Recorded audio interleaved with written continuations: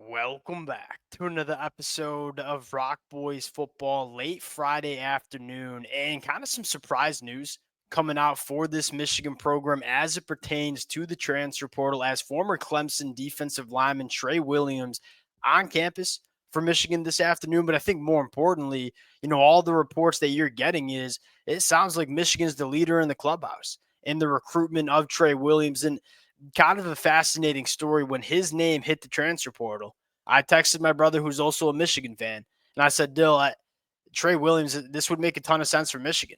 And I didn't necessarily think it was going to happen. And you fast forward to Friday afternoon, Tre Williams on campus in Ann Arbor. Tre Williams is a very intriguing defensive lineman for me. Not only a really coveted guy coming out of high school, top 100 prospect. I think more importantly, that when he's healthy and on the field for Clemson, I think there's some Clemson fans who are listening to this that know like Tre Williams was a guy that I really liked for Clemson.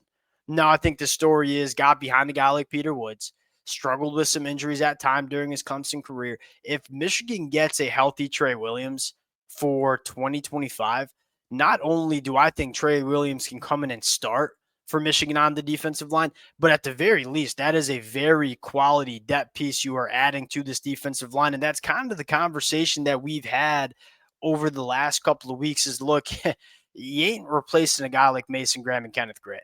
They ain't no Mason Graham in the transfer portal. They ain't many Mason Grahams, period. But the one thing we always said, hey, how could we improve on the defensive line? Getting a little bit deeper, because that was a problem for Michigan in the 2024 year. Yeah, Mason Graham, Kenneth Grant, excellent football players, going to have really good careers in the NFL. Outside of those two and Rayshon Bennett, Trey Pierce flashed at times, but probably wasn't quite ready. Eddie, you can probably say the same thing for. The depth wasn't necessarily great.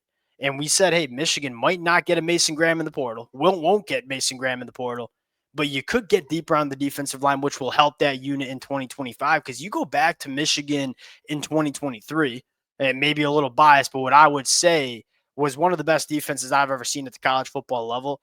Yeah, we had Mason Graham, Kenneth Grant, Chris Jenkins, but the depth on that defensive line, it was special. If Mason Graham needs to sit out of play, kind of catch his breath, keep him fresh, well, you're trotting in Chris Jenkins. And so that depth really helped Michigan dominate not only for 4 quarters of a season, but all 15 games that they played in that 2023 season as well. We didn't have that depth in 2024.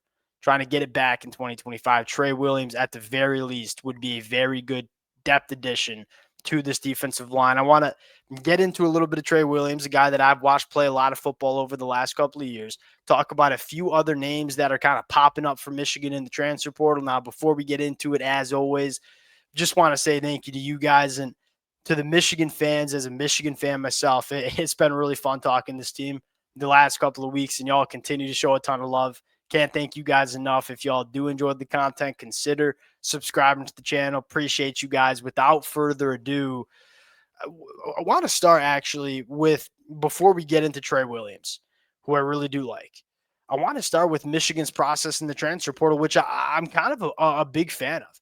It's not been just emptying the clip right when it opened. And I think a lot of us Michigan fans maybe expected that's what it was going to look like because we just landed Bryce Underwood. We finished the 2025 recruiting class off in a really big way. They've been patient.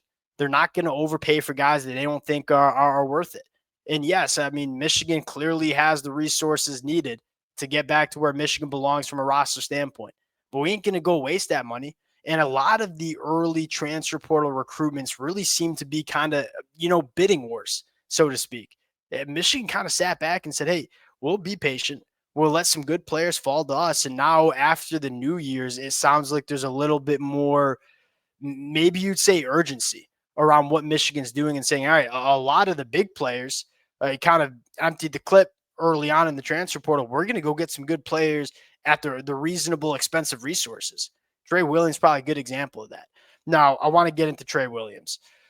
I think what you love the most, and again, he's a football player that the box score is not going to say how good of a football player I think he is. One, he's dealt with a lot of injuries at Clemson, and so he's never really been able to find his footing and kind of maximize himself.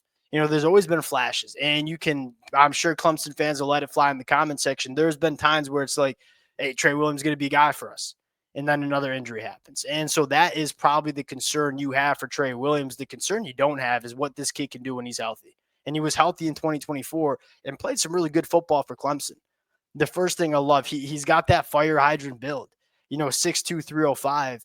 He's got some low pads. And when you have low pads, you can eat up double teams. And you might not necessarily be making the play, but you're letting those linebackers come downhill and make plays.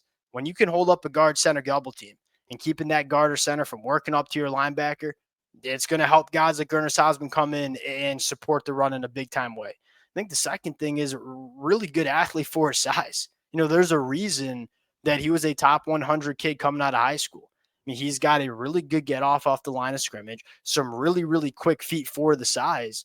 He challenges offensive linemen in that pass rush as well. And so you're getting a guy that I think can be a hammer against the run, although he might not be the one making the plays.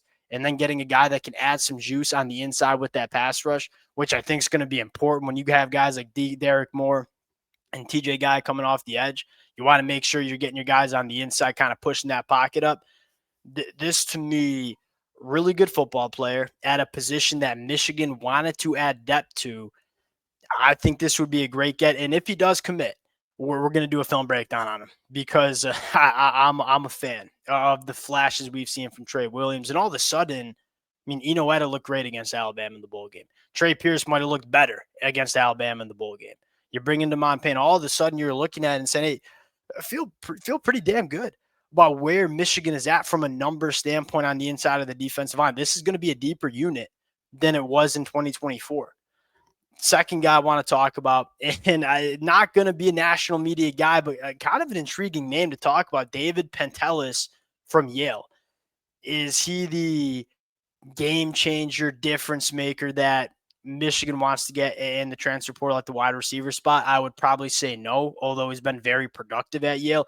What he represents to me is, hey, there's a very real chance that Michigan's starting a true freshman quarterback in the 2025 year in Bryce Underwood. The first thing you want to do for Bryce Underwood is make sure he has a good run game. Michigan's made sure they've done that. Justice Haynes coming in, Jordan Marshall going into year 2. It's hard to see this offense not having good rushing attack. I think the second thing you can do is give him that slot wide receiver who's a wily veteran and knows how to sit it down in zone coverage, knows how to create separation in man coverage, who knows how to find space for his quarterback and give him some easy throws. That's what David Pentelis is. He's not this freaky athlete that's 6'4", that runs a 4.4 vertically down the field and is going to make the circus catches, although he does have some impressive catches on the film. But he's a guy that's going to be a consistent guy that's open for Bryce Underwood to kind of get some confidence and get into a rhythm as he's a true freshman. You look at a guy like him versus Samaj Morgan. Samaj Morgan probably the twitchier, faster athlete, but Samaj Morgan has a little bit more development that needs to take place as an actual wide receiver. How to figure out how to create separation, when to sit it down in zone coverage.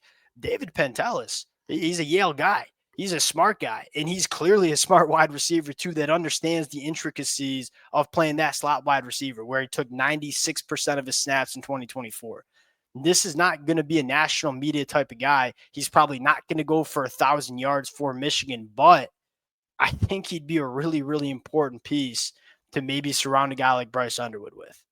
Last guy I want to talk about, Jordan Shaw from Washington, started his career at Indiana, where he's actually started a couple games to the back half of his true freshman year, transferred over to Washington, played over 500 snaps. Now, he's a nickel corner, which I think is an interesting conversation. One, I like Jordan Shaw because he's got a 9.1% missed tackle rate.